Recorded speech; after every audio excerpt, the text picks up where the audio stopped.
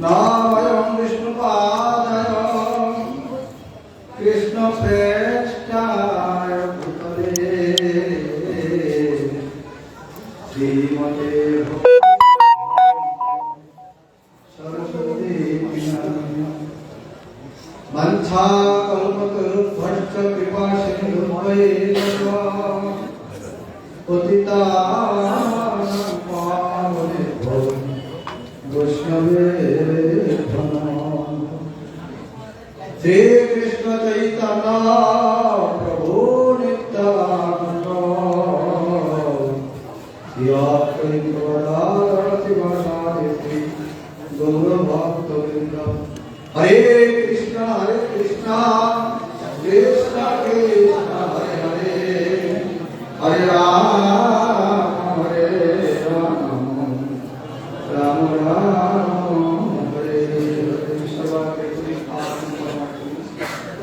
विश्ववंदिता नमस्कार स्मृति कृपार्थम नित्यदान प्रविष्टम विश्वादस्तु सत्वसिद्धिनाथ भक्ति मोक्षम कृष्ण हरे अशांत शब्दांत धन्यवाद प्रति लक्षण पूर्वक निदान करके आहुति की कृपा प्रार्थना करो।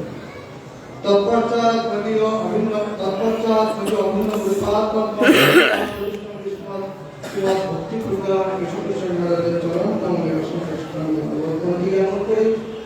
तत्पश्चात मुझे शिक्षा कृपात्मक नित्यदान प्रविष्टम विश्वासना भक्ति वेदांत भाव शंकर चरण कमल विष्णु जगत की प्रभुपाद भक्ति सिद्धांत और सरस्वती ठाकुर मानवीय परम गुरुदेव संगत प्रणाम জানাই।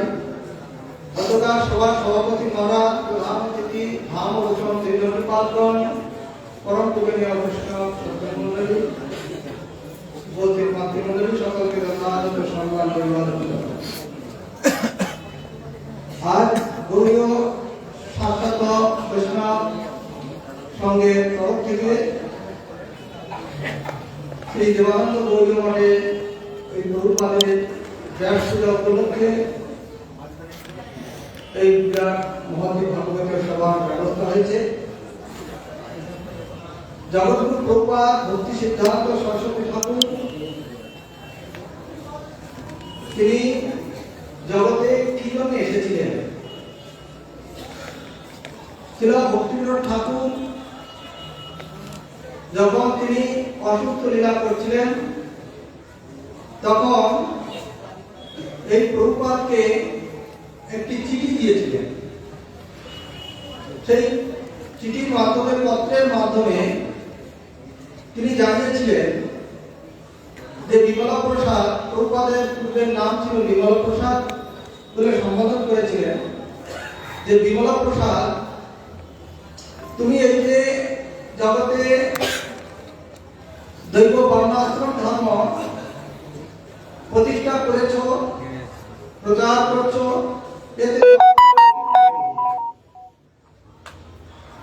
আরেকটি কথা বলেছিলেন যে যত তাড়াতাড়ি পারো জগতের মঙ্গলের জন্য নবদ্বীপ ধাম পরিক্রমার ব্যবস্থা করবে, এতে জগতের প্রচুর মঙ্গল হইবে। সৎ গ্রন্থাদি প্রচার, লুপ্ত তীর্থ উদ্ধার এবং বিগ্রহগণ মঠ মন্দির প্রকাশ করে বিগ্রহগণের সেবা প্রকাশ আর অনেক উপদেশ তিনি করেছিলেন।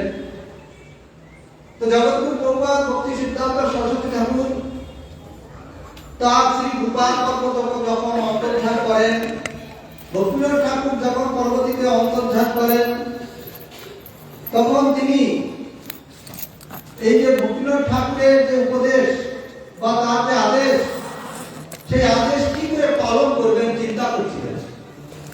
কেন চিন্তা করছিলেন? তার কারণ তার কোনো জনবল ছিল না, তার কোনো অর্থ বল ছিল না, যার ফলে তিনি অত্যন্ত চিন্তান্বিত হয়েছিলেন। হঠাৎ করে একদিন তিনি স্বপ্নে দর্শন করেছিলেন যে দক্ষিণের পূর্ব দিক থেকে চৈতন্য মহাপ্রভু পার্শ্বদগণকে নিয়ে হরিনাম সংকীর্তন করতে করতে আসছেন, সঙ্গে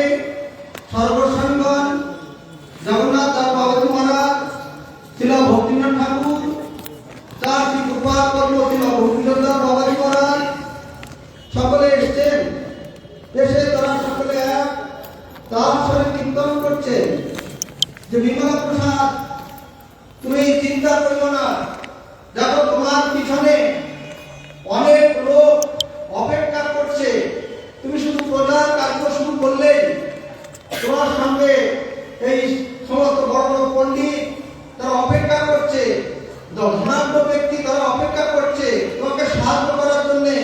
তোমার কোনো জনবলের অভাব হবে না, অর্থের অভাব হবে না, পাণ্ডিত্য লোকের অভাব হবে না। তুমি যত তাড়াতাড়ি পারো এই প্রচার কার্য শুরু করে দাও।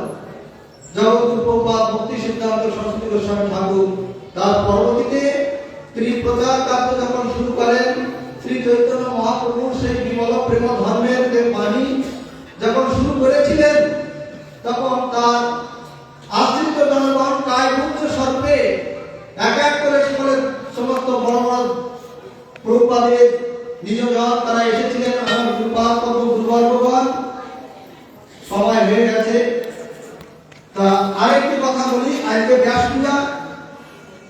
এই ব্যাস পূজা প্রথম জগৎগুরু প্রভুপাদ ভক্তি সিদ্ধান্ত সরস্বতী ঠাকুর তিনি এই ব্যাস পূজার কথা তিনি প্রথম উপস্থাপন করেছিলেন। কিভাবে?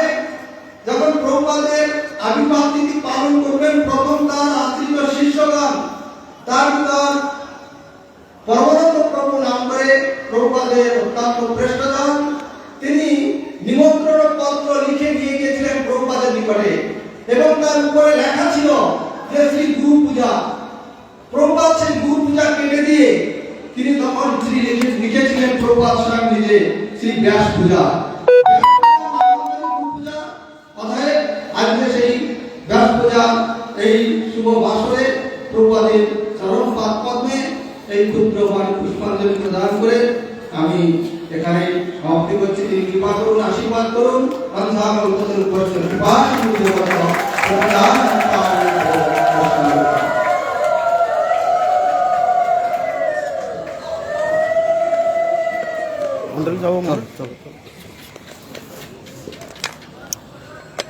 শ্রীধাম